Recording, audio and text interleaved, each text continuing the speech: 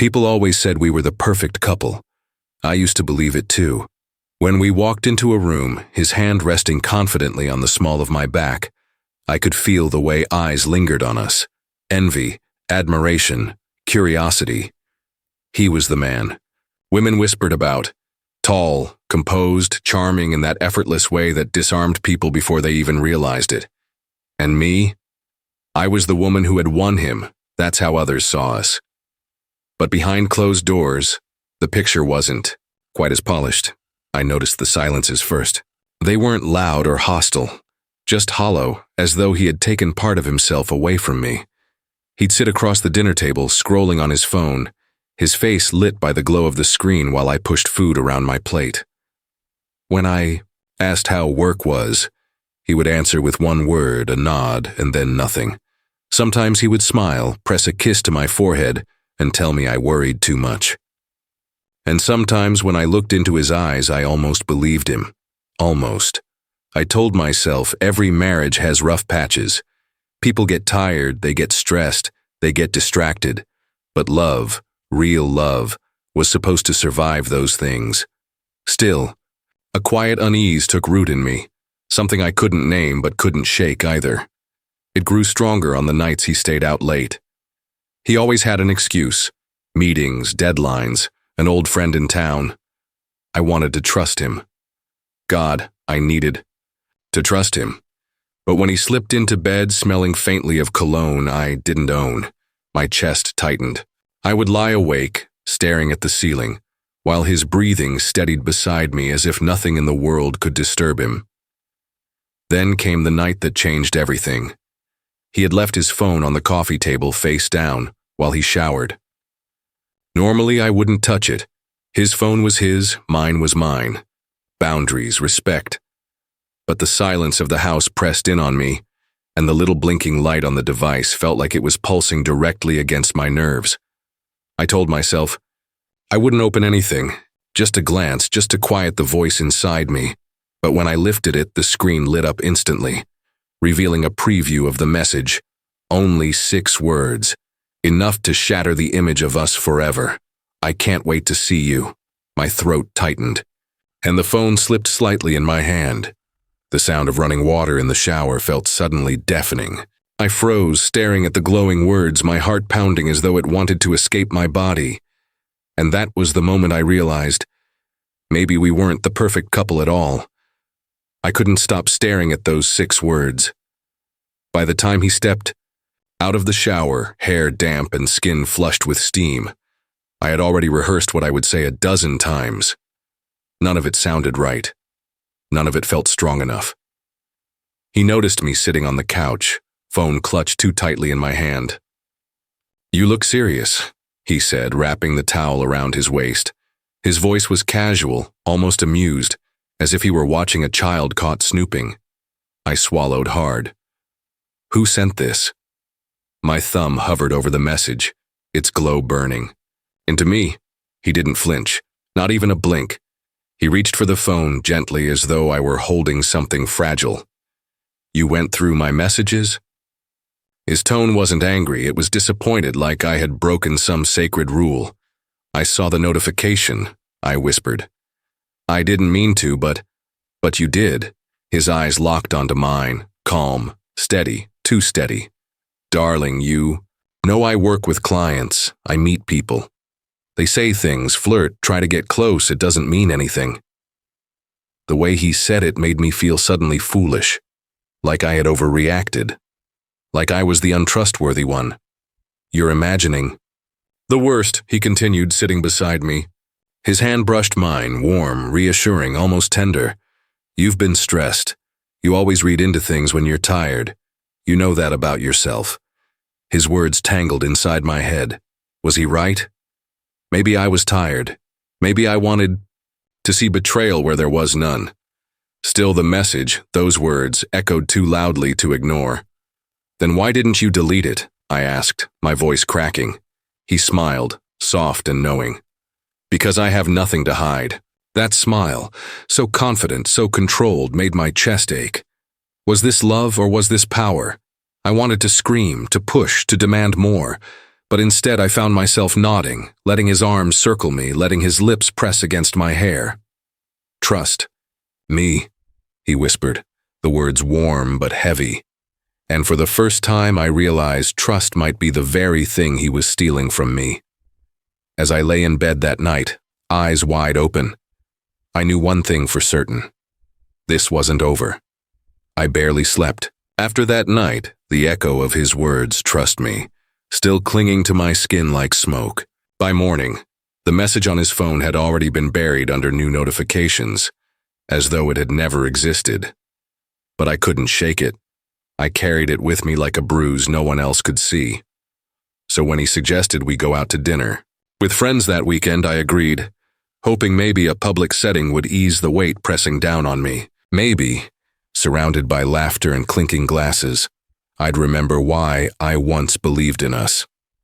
We arrived at a cozy little restaurant, the kind with dim lighting and music so soft you could almost mistake it for silence.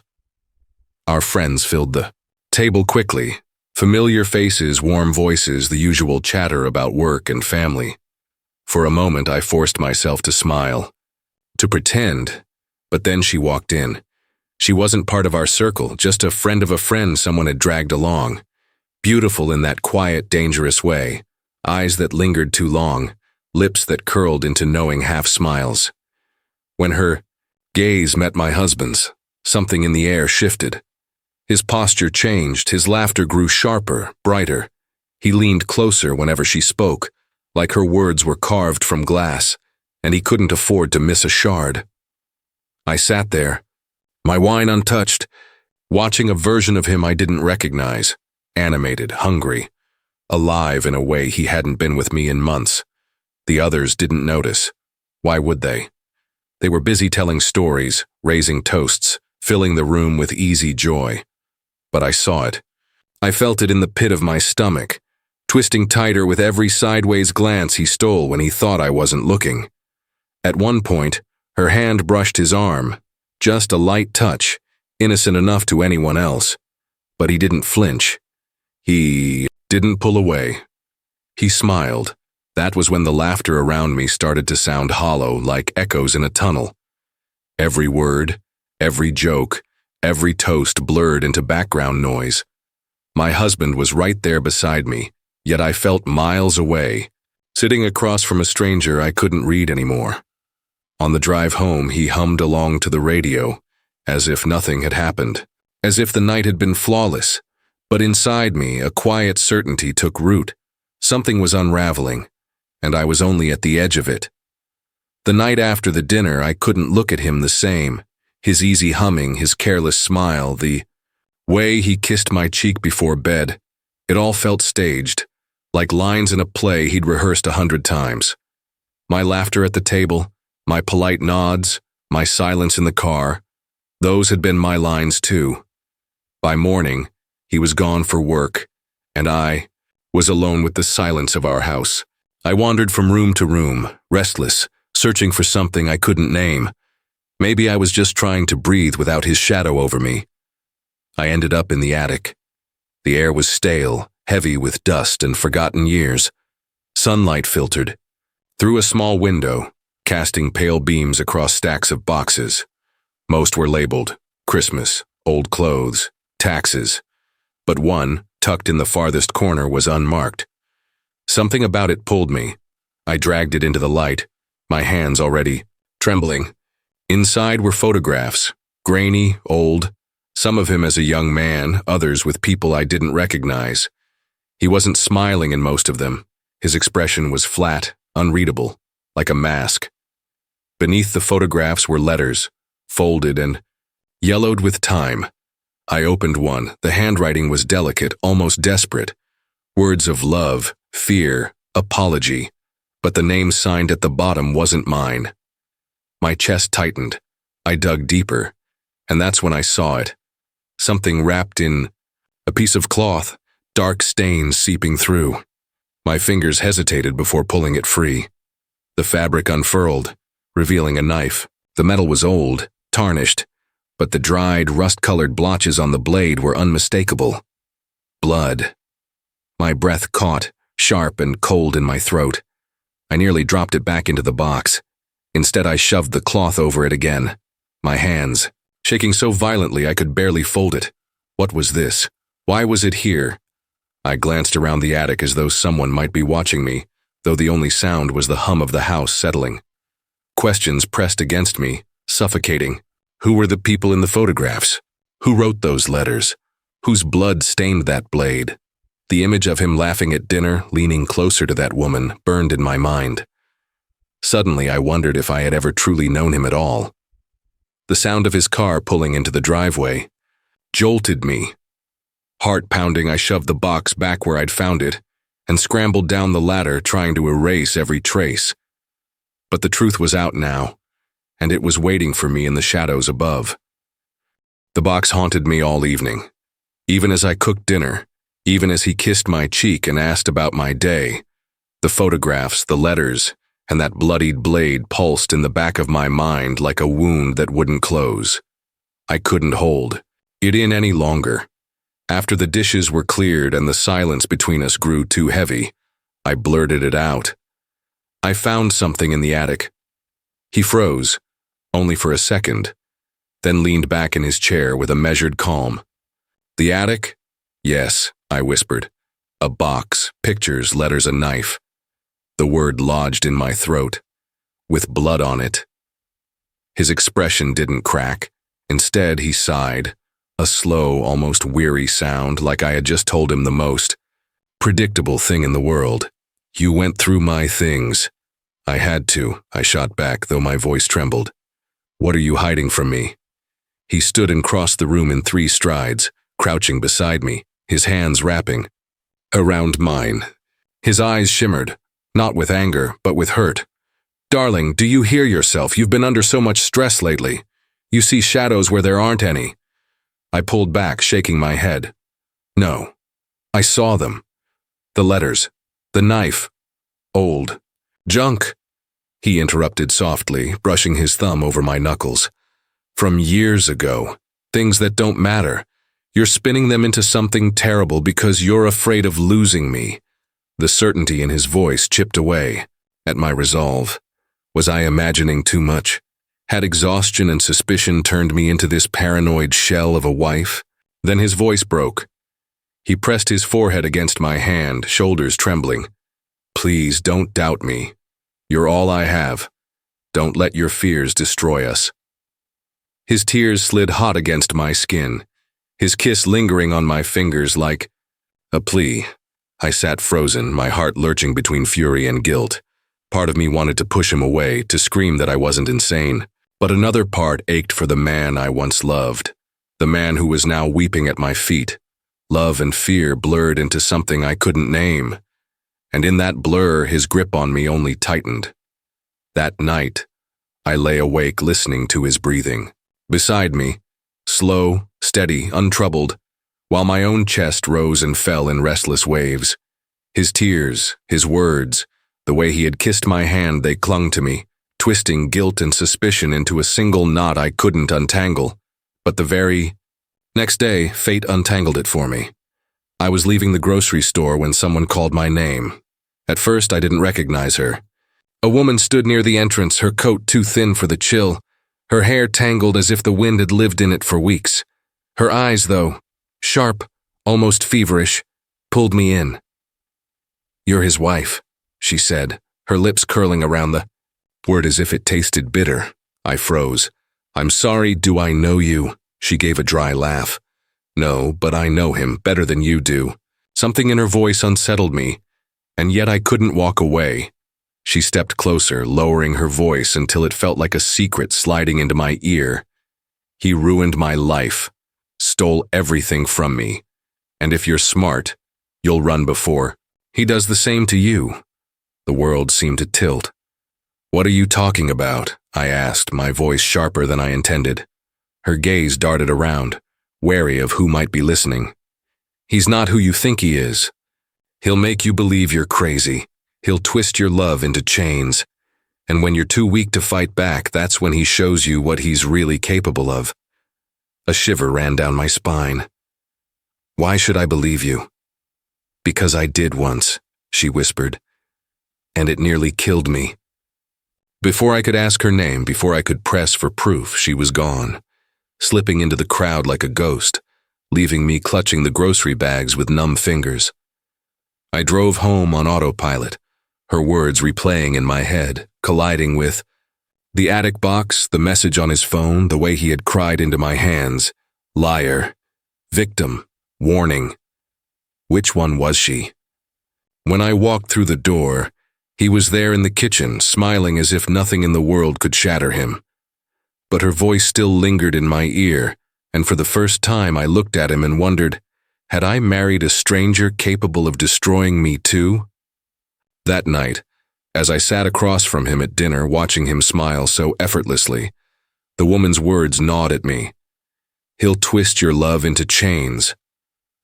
I tried to push them away, but instead they dragged me backward, into the memories of how it all began. We met in the simplest way, at a coffee shop. His charm so disarming I barely noticed how quickly I let him lead the conversation. He laughed easily then, told me I was different, special, the only one who truly saw him. I believed every word. But even in those early days, there were shadows. The first time I was late to meet him, his jaw tightened, his voice sharp as a blade. Do you know how worried I was? I thought it was love, concern. Later I realized it was control. He hated when I spoke to certain friends, said they were a bad influence, that they didn't want the best for me. I stopped calling them. At the time, I told myself it was my choice, that I was growing closer. To him, that this was what devotion looked like. And then there was the first lie I caught. A woman's name lit up his phone late at night.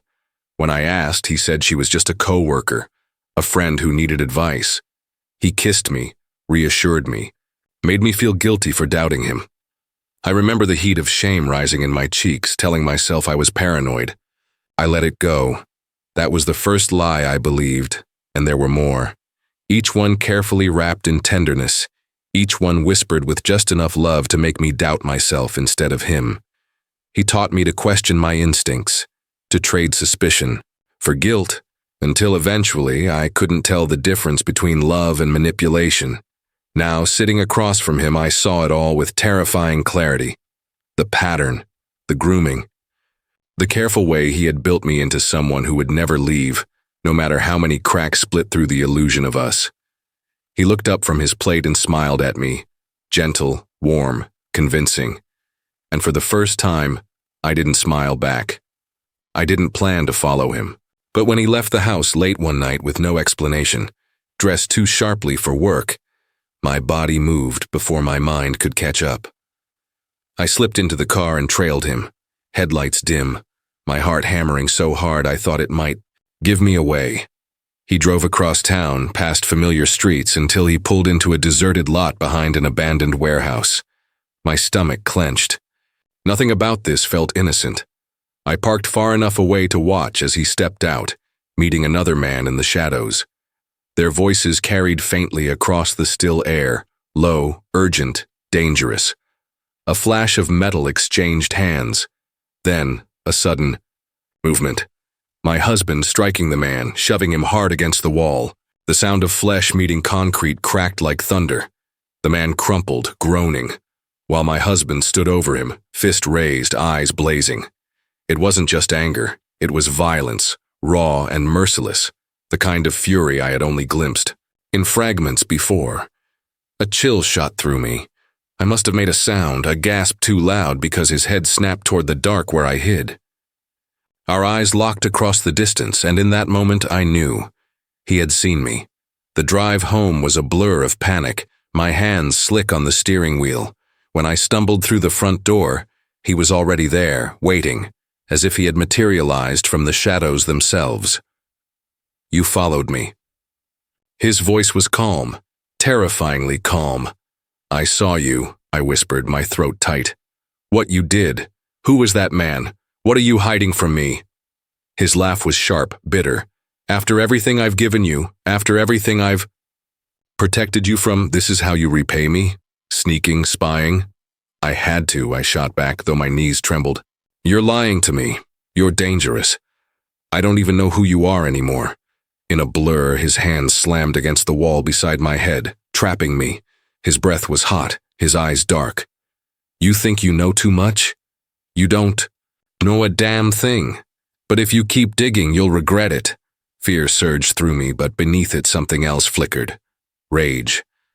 So you'd rather threaten me than tell me the truth? He leaned closer, voice low and venomous. The truth would destroy you. His words coiled around me like a noose. I stared at him, at the man I once loved, and realized love no longer protected me. It bound me. It endangered me.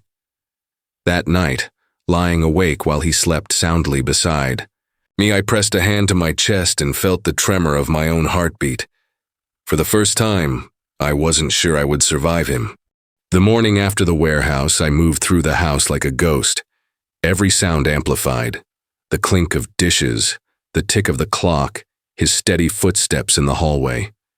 I couldn't forget the violence in his eyes, or the way his voice had wrapped threats around my throat. Sleep had offered no refuge. When I closed my eyes, I saw blood on concrete. The knock came just after noon. 3 sharp raps at the front door. My heart stalled. He was upstairs, shower running, oblivious. I opened the door a crack, and there they were. 2 officers, one older, one younger. The older man introduced himself as Detective Harris. His gaze was steady, his voice clipped but not unkind. "Ma'am, we're investigating an incident that occurred last night," he said. "Your husband's car was seen near the area. We'd like to ask him a few questions." My stomach turned to ice. I wanted to blurt everything out, that I had followed him, that I had seen the attack, that the man's groan still echoed in my ears. But the sound of water upstairs reminded me he was only a flight away, and if I spoke, he would hear. I forced my lips into a smile. "He's not available right now." "What kind of incident?" The detective's eyes narrowed. "A man was hospitalized with severe injuries. He's not talking yet, but witnesses place your husband nearby." My pulse pounded so hard I could barely hear my own words. That must be a mistake. He was home with me last night. The lie slid out, brittle and shaking, but it was the only shield I had. Detective Harris studied me for a long, silent beat, as if weighing the truth in my eyes. Finally, he slipped a card into my hand. "If you remember anything, or if you feel unsafe, call me." His pause was deliberate, his gaze sharp. Then he turned, and the officers left. I closed the door, clutching the card like a lifeline. My body trembled so violently I thought I might collapse. Behind me, the shower stopped. His footsteps approached. "Who was that?" he asked, towel slung casually over his shoulders, his eyes searching mine. "Just someone selling something," I whispered, hiding the card in my pocket before he could see. He smiled, but it didn't. "Reach his eyes. Good. You know better than to let strangers in." As his words settled over me, the weight of what I'd done pressed harder. I had lied to the police, lied for him. And in doing so, I'd chained myself to his darkness even tighter. That night, the house felt smaller, every wall pressing closer. I couldn't stop replaying the detective's words. "If you feel unsafe, call me." His card burned in my pocket, like a secret I wasn't brave enough to use. He must have sensed the distance in me, because after dinner he poured 2 glasses of wine and insisted we sit together in the living room. The lights were low, the air heavy. He looked at me for a long time, his expression unreadable, then finally spoke. "They're sniffing around again." His voice was quiet, almost tender. My chest tightened. "Again?" He swirled the wine in his glass, eyes fixed on the dark red liquid. "Years ago, before you. Something happened. Something I thought was buried for good." I gripped the arm of the chair. "What did you do?" He met my gaze, and for the first time I saw something close to fear flicker there. There was a man. He hurt someone I loved. I handled it my way. Too harsh, maybe. But he never hurt anyone again. His lips curved, but it wasn't a smile, it was a wound. My blood ran cold. "You killed him?" Silence, then slowly. "I made sure he disappeared. I couldn't breathe. The room tilted, shadows stretching longer around us. But before I could speak, he set his glass down and reached for my hand. I did it because I love too much. Because when someone threatens what's mine, I can't stop myself. That's who I am. His grip tightened, his eyes glistening. And now they're digging it back up. They'll try to take me from you, from us. Tears stung my eyes, not from love, not from pity, but from the terrible truth pressing down on me. I was married to a man who could confess to violence with the same mouth that whispered endearments into my skin. Say something, he begged, his voice breaking. Tell me you still believe in me. Tell me you won't let them destroy us. I stared at him, at the man who had once made me feel chosen, cherished. My heart cracked under the weight of it, torn between loyalty and survival. Finally, I whispered the only truth I could manage. I don't know who you are anymore. His eyes darkened, but his lips brushed my knuckles with aching devotion. I'm yours, always yours, even if it kills me. And in the silence that followed, I realized it might kill me too. After his confession, I didn't sleep. I lay awake listening to his breathing beside me, steady and calm, as if unburdening himself had set him free. For me, it was the opposite. Every inhale I took felt strangled by the truth. I was living beside a man who had killed, who might kill again. And if I stayed silent, his blood would also be on my hands. By morning, I knew what I had to do. I couldn't keep lying for him. I couldn't keep pretending love excused everything. The detective's card was still hidden in my nightstand, and for the first time I dared to touch it without shaking. But he noticed. He always noticed. Why do you look at me like that? He asked over breakfast, his fork paused mid-air. His eyes bore into me, sharp and searching. Like you're hiding something. I forced a smile. I'm just tired. He studied me. For a long moment, then nodded. But I felt it, the suspicion coiling tighter between us. That night, as the house went dark, I crept from bed and dialed the number on the card.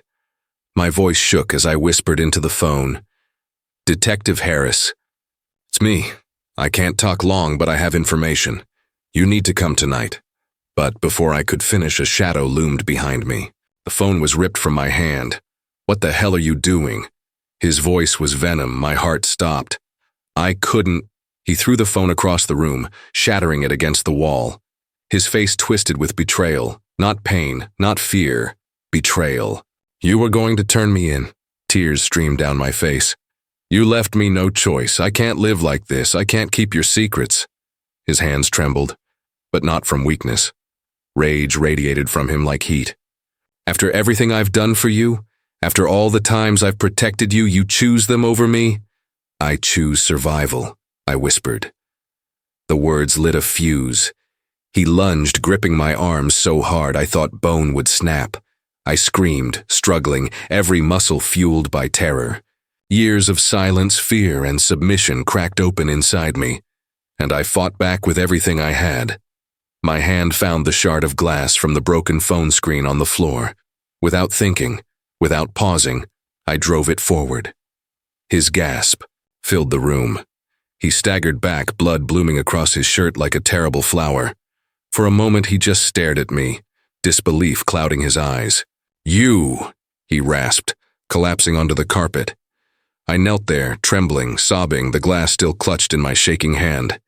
He reached out weakly, his fingers brushing mine one last time. Always yours, he whispered before the light. Drained from his eyes, the silence that followed was heavier than any scream, and I realized the betrayal hadn't been his this time. It had been mine. By dawn, the sirens came. Red and blue lights bled through the curtains, painting the walls where his body still lay. I sat on the edge of the couch, my hands stained, my mind emptied of everything but the sound of his last words. Always yours. The police swarmed the house. They moved around me as if I were both witness and criminal, victim and suspect. Someone draped a blanket over my shoulders, but it did nothing to stop the chill. The questions began almost immediately. Shouted, whispered, scribbled in notebooks. I answered in fragments, each word carrying the weight of a life I had destroyed. By afternoon, the news vans arrived. Cameras perched like vultures outside my home, their lenses unblinking, hungry for a story. The world, so far removed from the nights of silence, the fights, the secrets, suddenly pressed against my windows, demanding to know what kind of wife kills her husband. The headlines were merciless. Perfect marriage turns deadly. Suburban wife or silent killer. The love story that ended in blood. I watched from behind the blinds, my reflection ghosting against the glass, and thought how little they knew. They wanted drama, shock, spectacle. They wanted a monster and a martyr. But what existed between had been something far more complicated, more twisted than their words could hold, because I had loved him. God help me, I had loved him, even when I was afraid, even when I knew the shadows he carried could one day consume me. That was the sickness of it, love and hate intertwined, inseparable until the very end. Detective Harris came again, his face grim but his voice gentle. The world's going to have its version of the story, he said, but you and I both know it's never that simple. I nodded, though my throat was too tight to speak.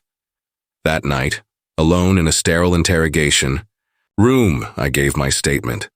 I told them about the attic, the message, the other woman, the warehouse, the confession in the dark. My voice broke when I described the moment I stabbed him, the way his eyes still held love even as his life slipped away. Some officers averted their gaze. Others scribbled harder. None of them could feel the weight I carried. When they finally released me, I stepped outside into the frenzy. Flashes, microphones, strangers screaming my name. Did you love him? Did he deserve it? Do you regret it? I wanted to shout the truth, that love can be both a sanctuary and a prison. That devotion can rot into fear. That sometimes survival demands betrayal.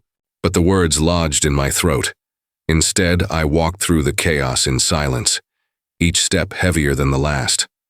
The world saw a headline, but I carried the shards of something far crueler, the story of a woman who loved a man so deeply that killing him was the only way to be free, and freedom, I learned, can break a heart just as surely as chains.